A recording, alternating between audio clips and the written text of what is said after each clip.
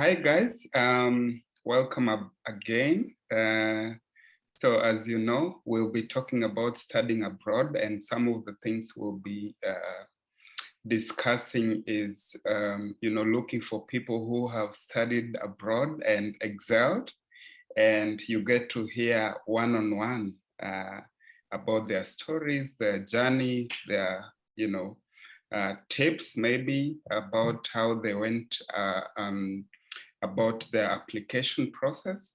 And as always, you can ask your questions in the comment section, and I'll be sure to reach out to our speakers, and then they'll reach out to you. So today, I am really honored to host my good friend, Teresiah Warui, who got the Chevening Scholarship to study in the UK in one of the best universities in the UK. And you'll hear more about that in a while. But Teresiah won this very competitive scholarship, and she has a story to tell us. So Teresiah, welcome. I hope you're ready. I am ready, Juma. I stay ready. And whenever my brother calls, I answer. You don't think twice. When a brother calls, you answer, So I am extremely excited to be here, and thank you for having me. You're doing such a great job. So keep that. Thank you, Teresiah. I'm always inspired by you, by your energy, and you always show up, and I try to learn something from that as well. So without much ado, I would like you to introduce yourself to our viewers. Tell them who you are, your academic background, and maybe a little about your professional background, and something about you as well. Oh, amazing. So my name is Teresiah Warui. I am a gender and development expert. My academic background, it's actually very important to start with the high school that I went to. So I am a proud day scholar. So I went to Linsa Mixed High School at Githurai, and then I transitioned to Kenyatta University to study Bachelor of Arts with a major in sociology and a minor in gender and development studies. Later and recently, I studied MA Gender and Development at the University of Sussex in the Institute of Development Studies, #1 ranked in the world, for development studies. So, yeah, nice. Is there anything else that I didn't say? I mean, that says it all, to study in the #1 ranked school in terms of what you want to do. I think it's very important to map out kind of, your career journey, where you want to study. And, because you did your research and you knew that this is the kind of school that you'd want to, many people just want to go out and study, but they don't realize how important it is to put your effort to really research about the school.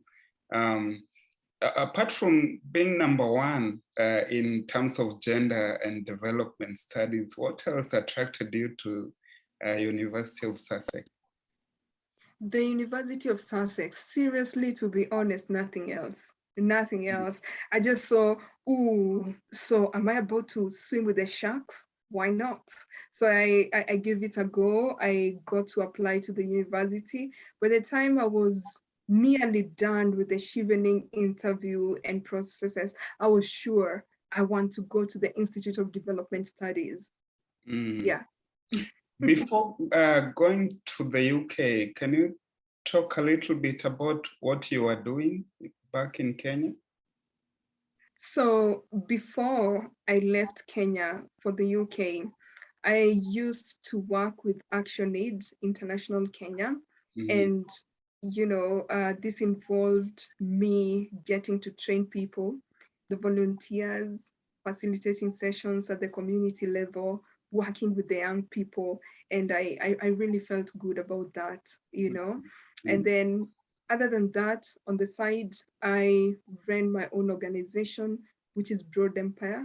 It is a mentorship organization, and that is why I started it. So on the weekends, I could, just go to different counties, different high schools, and work with the young people. And sometimes even where I was based at ActionAid International Kenya in Nanyuki offices. So I used to work with the communities around Kimagandura village, and that used to really ignite a lot of passion and joy in me. So Mm. yes, I loved what I used to do so much, very much. There are two questions that I have as related to that. Like one is like you're getting a good paycheck, from ActionAid. Why then would you want to engage yourself in, the development of the community? And two, like a lot of people struggle with this. Once you get a good scholarship, what are the trade-offs involved? Like, why would you quit your good, a mid-level position at ActionAid to actually pursue further studies? So talk us through the two things, how you kind of negotiated and came up with a decision. Wow. Those are really good questions and very comprehensive, Juma. Come on, I'm trying to give just a bit of the information, but you want everything. We see the world and there are layers in this world, and the fun is with exploring the layers, so I see you exploring the layers here. So um why did I used to do my own projects? First of all, by the way, if I was able to, if I could just be given that opportunity to work with the young people and women in the communities, I think for me, that is one thing that I love so much, and it is inspired by my background. I don't come from one of the richest backgrounds. I was not exposed. I didn't have mentors when I was growing up. And so even in 2016, when I left when I graduated from my undergraduate studies, what I wanted to do is just to work with young people in high schools. So I didn't used to do anything else. I used to talk to schools and they could facilitate the process of just mentoring the young people in high school. And when I decided that I want to work with another organization for exposure, for new networks, back in 2018, at that moment, I knew even though I'm transitioning to allocating more time in my life to this position at ActionAid, I still want to do my best with the time that is remaining on my hands to go back and give back to the society in the best way I know how. And that really used to excite me a lot. Then why did I leave ActionAid to go and study my master's? Wow. Sometimes when growth is not comfortable.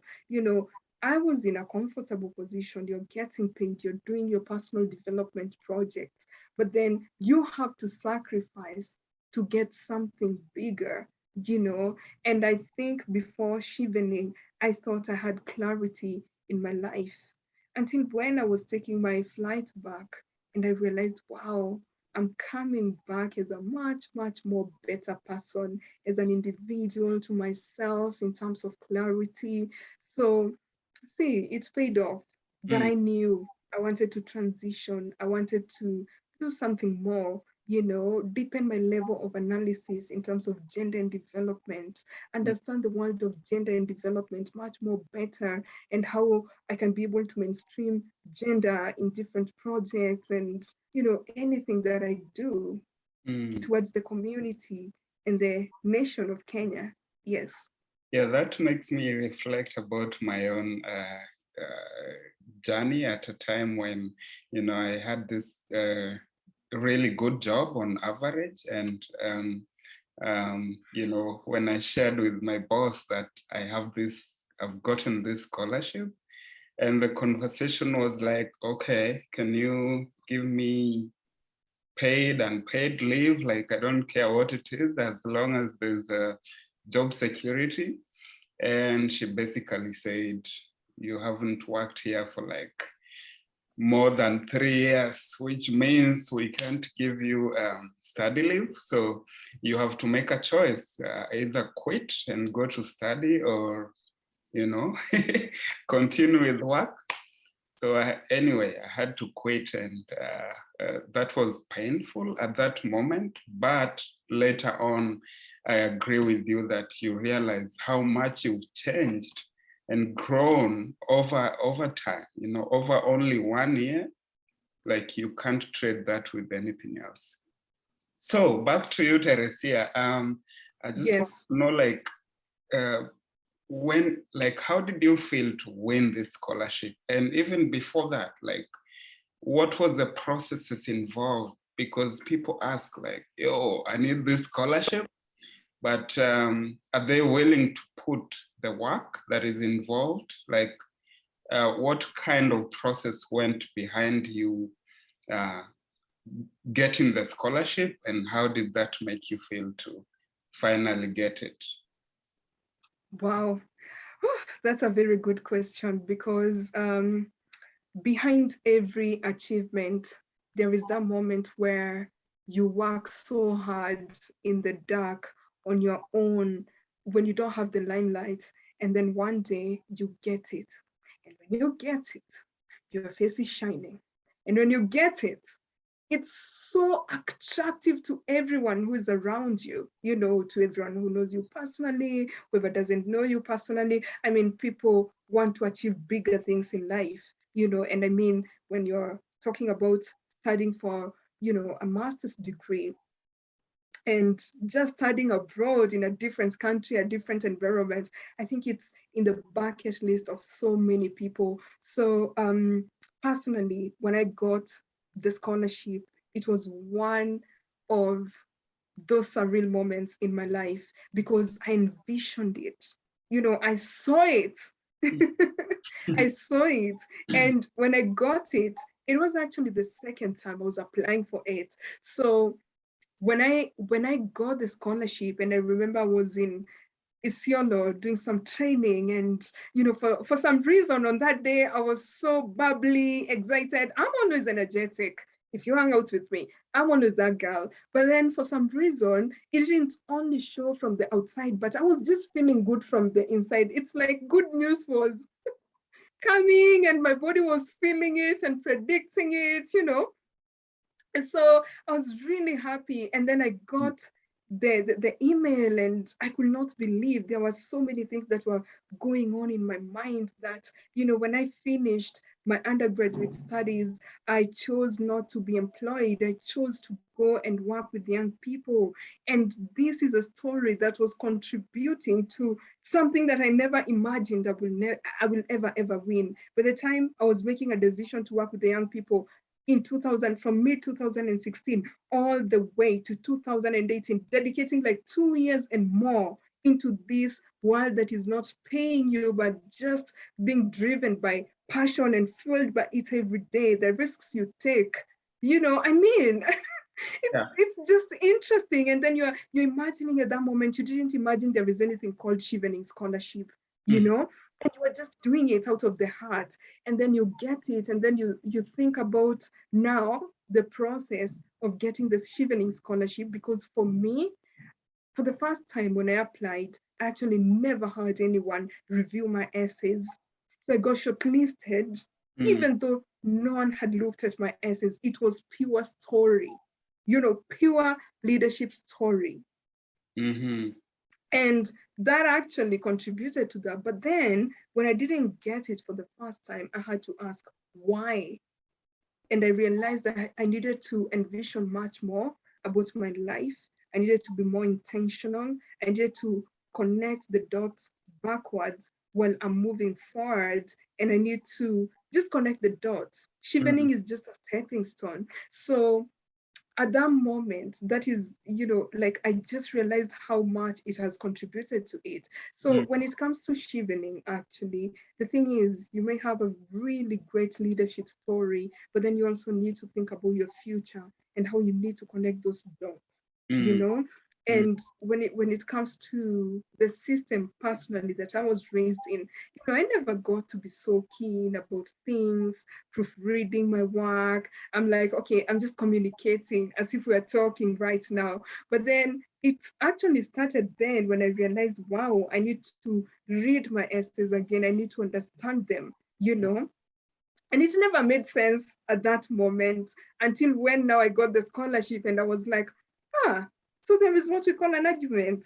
Oh, this is the focus of the essay. Okay, fine. So, I mean, it was a long, long process that involved focus. And also, even after you write the essays and they impress the panel that is selecting people who will go to the interview level, when you get to the interview level, you also realize how much it is important for you to work hard towards that interview. It goes for 30 minutes. 30 minutes. By the time you're out of that room, you're there thinking, oh, well, did I practice enough? Did I do my best? Did I speak with confidence? Did I look like someone who knows whatever she wants? So that's the process. It's not easy because sometimes you even do the interview mock for the people who want it, but then you just realize how much when you're told to work hard, it never clicks on you. But then when you know what you're going to, when you know the thousands of scholars who apply, the people, the hundreds of scholars who are interviewed, you actually think about now being excellent. And that excellence doesn't come in a day. It needs you to practice. It needs you to review your answers, record yourself speaking and be fluent and feel like you're communicating. That was hard. But at the end, it felt really good. Yeah. Yeah, it's true what you mentioned. Like so many people apply. You'll be amazed how many people know about Chevening Scholarship, and like just to get shortlisted for interview, you've already stood out. From the thousands of applicants. There's something you mentioned though, which I really like about connecting the dots. So when you're writing your essay, it's a process where you just step back and, reflect about your life and write your story. And most of the time people ask, like, can you send me your essays? Like, I believe everyone's story is really different and unique. And, the process, it doesn't require cheating. I consider that cheating, but anyways, like, I really like that in terms of like just someone sitting down, reflecting on their life, what they've done so far, how they think that connects to impacting the communities, what they would want to do in the future. Put that down and then look for people like Teresiah who have excelled in this area to look at your essay and try to like work with you through your essays and tighten a few things here and there. But if, for example, how my mind works, like after seeing your application, Teresiah, I'll only be thinking about you and your application and how I can make mine to look like yours, which success rate is very minimal. So I just want to put that out there. Teresiah, I want to come back to you again. This is like, it's one thing to want the scholarship, and it's another thing after you've gotten it. Now the pressure is on because people want the scholarship, they want to progress in their career. But are you willing to put the work involved after even getting the scholarship and show up and give your best? So I just want to pick your brain on like your how that process looked like for you, your experiences in the UK. Was it like just books, or did you get time to do other things? And if it was books, how did that look for you? That's a very tough question, seriously. I still get goosies when I think about the whole process because it is brutal, it is ruthless. You're coming into the system and the system does not forgive your background. It doesn't forgive. You got here, okay? You wanted it. Okay, go for it. Go for it. It is just that brutal. So I think my experience was good. But just to mention, to get selected for the scholarship is something, but then it is also something else to pursue the scholarship. No, you're given. Just know there is so much that is expected of you. So I will divide my experience in 4, actually. So my first experience was in academics. So I got to the UK. It was like, I got there when it was quite late, a bit late. So people had already started the class. So I missed the first class, actually. And then I logged in and then found this list of uh, articles that I needed to read before the class. And at that moment, I was like, okay, fine, this is amazing. Now, this is the system I'm going to read. But then it is until when I logged in and realized, oh my goodness, where have I been? Can barely concentrate, I can barely comprehend. And there is just so much pressure that is amounted to you. There is the sense of urgency in that system that if you're given an assignment, just figure it out, you have to do it. And you don't only have to do it, you have to do it and do it well, because if you don't do it well, it will be evident and everyone will see. And you can't argue anything about that. You really have to lock in and do it. So in terms of the academics, there is so much pressure, but at the same time, it never clicks to you what it is making you to be. By the time I was done with this process, when I look back, I am a better writer now. I can be able to analyze things from a different perspective. I can do research. I can see things from a whole different perspective compared to the mainstream perspective of the people outside here. It made me fall in love with gender and development much more because I gained new lens of analysis, and that was a crazy process. So when I look at the academics, there is too much pressure in terms of the assignments, in terms of listening to the teachers, and also incorporating your experience with what you read in the books. I never knew that the development world, the practical world, is so different with what is researched and is in the academia. However, if you can be able to bring them together, that actually brings some form of magic, because both of the two worlds are really important, and to inspire each other, they need each other. You need a case study from somewhere to analyze and get better. Then you also need this other side, which is the academia, where you do the research and you make judgments based on the research, not what you want, so there is just too much magic on it. So academics have pressure, but at the end, you will actually feel so good about it, that you went through it, you conquered it, and you are able to really improve yourself. Then the other thing is the networking bit. I mean, you're in a new world. The Chevening network is for over, I don't know how many thousands, but there's so many scholars who come from different parts of the world. So our season was the COVID season. And I always say we should never compare our cohorts with other cohorts, because we were just different. We were just different. So instead of complaining, for me, networking was very important. However, I'm a person who has always stood with quality over quantity. I don't have to know the whole world.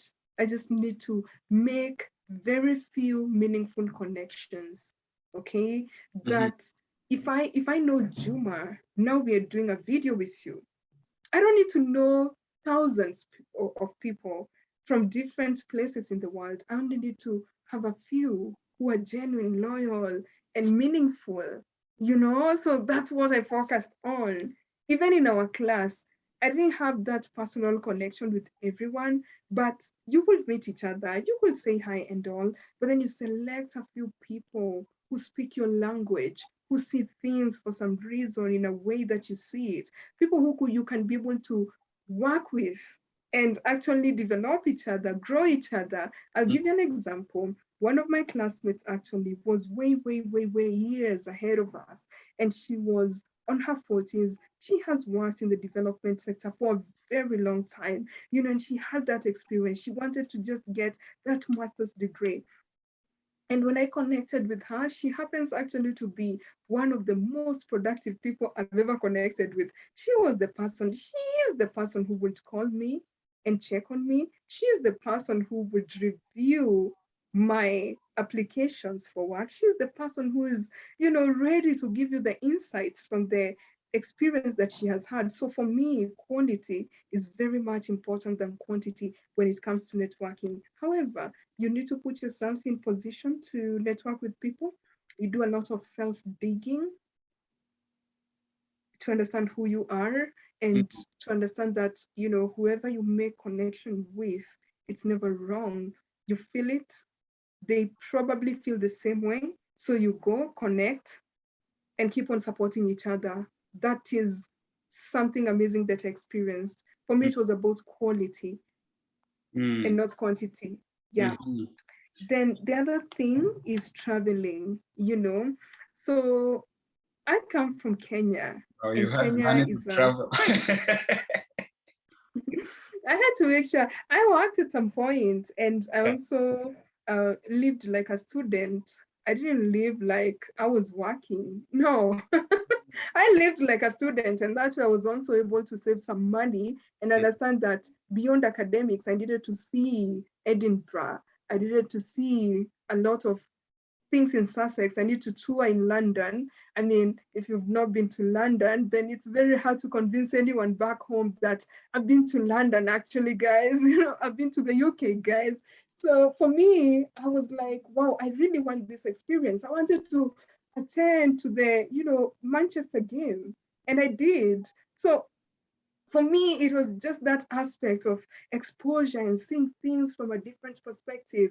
I also went to COP26 and I just realized how much the experiences, the memories that we have within us play a huge role. You feel like you're living. Anyway, at the end, when we die, we're going to die with memories, right? So for me, I have so many of them. And that aspect of traveling and seeing things from a different perspective was really exciting because you actually see things from a whole different perspective. You're inspired and you come to think about yourself as a development expert. Then coming back home, you want that change. You want to walk along the streets and find that even in the up countries, we can have good infrastructure. It's just a decision we make, it's priorities that we make. And also seeing the aspect of, gender equality, gender sensitivity in different institutions. Like for instance, so I was at the University of Sussex, and you go to the washroom and you find that, oh, actually there are free sanitary towels, tampons for people probably who need them. Probably they forgot, probably they don't have, for whatever reason. In our school IDS, we used to have that. And then I also went to the student center at Cardiff, Wales, and just getting in, I just realized how much they're trying to fight the sanitary towel, or rather period, what do we call it? Period shame. And exactly. And you just find the tampons and sanitary towels like displayed, and if you want, you can pick. These are the things that actually don't believe they can really happen, but then you're like, oh wow, well, this is amazing, this is exciting. So traveling was a huge inspiration for me, and I really loved my travels. I also learned how to travel, the difference between traveling on my own to explore a different city and traveling with friends. Traveling with friends is really amazing. You make a lot of fun, jokes, and you create memories together. But then there is also the part of traveling alone. And going around buying coffee to keep you company, but then just locking in into the moment and feeling the town, feeling the city, the monuments. I did that when I went to Edinburgh and Glasgow. I mean, that was a really good experience. So traveling was also very important. Then there is the working part, so how working is actually tricky, and I know it's something that everyone looks forward towards hearing. When you go outside there, you're told it's a 24-hour economy, you can work anytime and you can make a lot of money. It is true. It is true. But for me, in terms of working, I worked a bit for my second semester with the University of Sussex as an advisor, a student connector. And then afterwards, for the third term, I didn't work a lot. Actually, only worked for like 1 month. And then I figured, actually, I need to focus on my dissertation. It is a very tricky thing. It's summertime. You're choosing to go to the library every day from 7 to probably 9 p.m., 11 p.m. And other people are making money coming to the library and rushing home and all. So it is very hard to be understood. And for me, that is what I faced. So you would meet people who would actually tell you, oh, actually, it's not all about your studies. But for me, from the perspective of self-awareness and knowing myself, I really felt proud of myself, and I achieved what I wanted, which is a distinction on my dissertation. Hey, so so I was really happy because I made them. Say that again. Niliwashinda. Hey, bwana.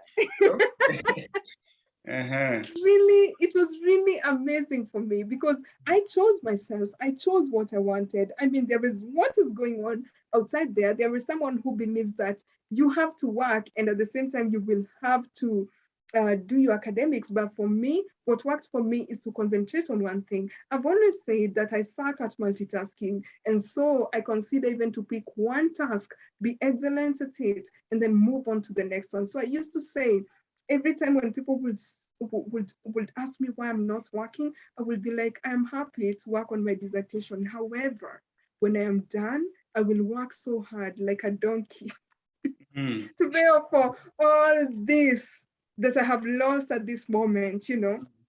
But really, this is the thing though. So I get to work on it and it comes out as a distinction. Then I transitioned, and for that time, I also knew the kind of jobs I was willing to do and what I was not willing to do, because I think there are different things that you can be able to do there. But then I had my choices and I knew I wanted to leave that country feeling like I can look at myself through the mirror and know that I'm still Teresiah Warui. I know myself. I know what to go for. And for that reason, actually, I was blessed to get 2 jobs. I got to be a researcher with the University of Portsmouth, where I was researching about climate change and plastics. Then I also got another job with the British Red Cross Crisis Response Center. So I used to work on them, both of them. The British Red Cross one was part-time, and then the other one had like 30-something hours limits per week. So that's what I worked with. And that is what worked for me. So, but I need to say something about my dissertation. Look, I really didn't see this coming, but trust me, we're working on publishing my paper with my supervisor. So, and the good thing about it, she didn't just tell me, I want you to volunteer on it. No, she told me, I want to give you a consultancy contract. So this is the thing though. I really feel good that I chose to work on my dissertation. Whatever I could have earned at that moment, they could have not have made me deliver probably the work of standard as I wanted, couldn't even be like 2 times of what I'm getting out of that consultancy. So sometimes the sacrifice, the hard work, the focus, the hard choices do pay at the end. So a couple of things to say about that. One is about the dissertation. I just need to clarify that a distinction in the dissertation in the UK, it's like 90% in Kenya. It's not just, it's not, it's a lot of work because like I would say like the professors are really mean with the marks. So they critique everything Yes, that they you do. like it near perfection. So just congratulations on that, because it's not easy. It's really not easy. And the thing with the UK system, I know that in the Kenyan system, like, we used to chase the professors around to help us in the dissertation, and you would actually call and not get any feedback. In the UK, it's the other way around. Your professor would be chasing you around like, oh, any questions? Can I help? Yeah. And they actually push you to go beyond your limit and like put all the work involved. The other thing I picked up is about quality over quantity of the connections that you make. That's really, really important, because what's the meaning of reaching out to 100 people who, like, don't challenge you, don't inspire you, That's really good, Teresiah. The last thing that I want to reflect on your response is about studying abroad, which makes you to stand out and just view the world differently, like differently based on your travel. If you leave school alone, which is also a key part, but just being able to travel, like saved some coins, was able to move around the UK, see various things, how they do their stuff, see very cool projects that you could decide to, move ahead with in Kenya. That is really important. And the other thing is about just critical analysis. Like, I remember in Kenya, in a typical workplace, it's always about, oh yeah, I agree, I agree with that point. But after this journey, you look at everything differently. You're like, yeah, that's cool, but how about this other idea? So that's really key. So Teresiah, thank you for those insights. Talking about takeaways, what would be your main takeaways from all this experience you'd like to share? First, time. Time is everything. Time is everything. You may not be good in something, but just give it time. Give it time and be patient with yourself, with the process. It takes time to develop a skill, a habit. Just give it time. The other thing, do not listen to people who've not been through your experience. And if you listen to those who've been through your experience, listen to them, but also concentrate on doing it your way. Learn and do it your way. Learn and do it your way. I know. Then the other thing that I will share is be obsessed with your own personal growth. It has always been about you, and it should be always about you. In a society that tells you that, oh, you're blowing your own trumpet. If you're good in something, you're good. Let's not kid each other. You're good. In a society that tells you to put yourself last, I do not believe in that. I always say you cannot help anyone if you have not helped yourself. And if you're able to figure out what you want and lock in towards getting it, just get it and be unapologetic about anything that you do towards getting there towards your big picture. It's very important. Just understand what you want. Be obsessed in getting it. On my dissertation, I wanted a distinction. I was a very poor performer on my first semester. And so I took myself to the library every day, even though no one understood. By the end, I still got what I wanted. Go get what you want. And it's okay not to be understood. By the end, as long as you have figured it out, taken your time to reason through what you want, if it makes sense to you, just go get it. So you have to fill your cup first, in other words, before you could pour to other people. Really key concept, because you can't pour from an empty cup. So that's really good. Like, Teresiah, I like you in that way that you identify something you want to go for and put your all. I've really learned a lot from you on that front. So anyways, any journey has to have challenges, and I'm sure you had plenty of those. We could have a different session on that and how you tackle that. But I want you to tell me maybe one or two things that you would do differently had you been given this chance all over again.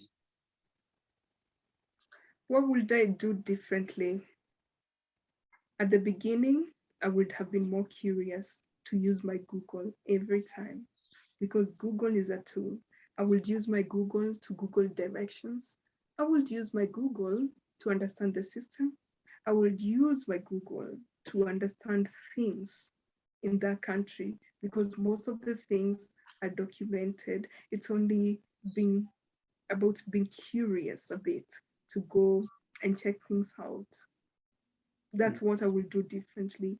Other than that, I feel like I squeezed every drop out of that opportunity. I did. Nice. It's good to like don't have any regrets afterwards. So Regrets. Do I have any regrets? No. I think when I performed poorly on my first semester, I was keen enough to learn. And this is something that I always say, now this is my quote: whoever I am and yet to be is because I am a learner.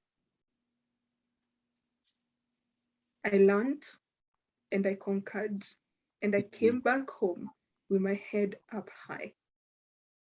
So guys, you heard it, make Google your friend. In simple terms. In a world of Google, ignorance is a choice, Juma. There's a lot in Google. There's a lot in there. So, and it's like, yeah, I find it useful too, like instead of wasting time in these social media sites, which like, I have a tracker now which maps my screen usage. So I try to keep it going down every week. So really cool stuff. And project that time to more productive things. Anyway, Teresiah, as we speak now, there are people watching us who would really like this opportunity to proceed, like grow, either career-wise and transition from professional life to grad school. They're thinking about pursuing a master's program or a degree, any other degree like undergrad program. What would be your advice to them? Go for it. Go for it. Learn along the process. You do not have to understand everything. You don't have to have it all figured out. I think the beauty of life is that no one plays this life with marked cards. And so in terms of going for what you feel you need to go for, just go for it.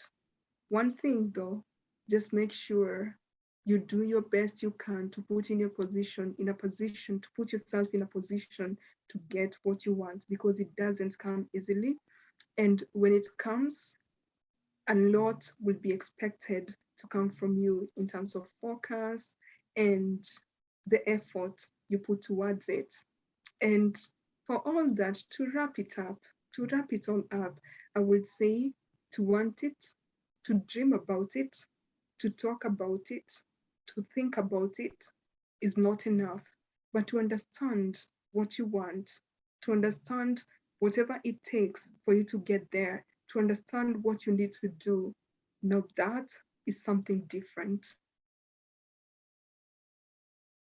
That's I think we should end on that note. That's so powerful. It begins with like the realization of what you want to do. And once you have this opportunity, you have to show up, you have to put your best foot forward, and you have to give it all that it takes to be able to not only fill your cup, but also reach out to other people who need your support. So Teresiah, maybe any last advice before we wrap this up? I have said it all. I've said it all. Just hydrate, take care of yourself, and love yourself some more. Drink more water. More water, hydrate. Oh, nice. Okay, I think we'll end on that note, guys. You heard it yourself. I hope this has been so helpful, and you can, reach out to me if you need to connect with Teresiah. I will try my best to connect you guys. I know, Teresiah, you're very busy. There are a lot lined up for you now, but yeah, if people have questions, you can ask on the comment section, or feel free to reach out to me. So Teresiah, thank you. This has been so wonderful. And on that note, we would end there.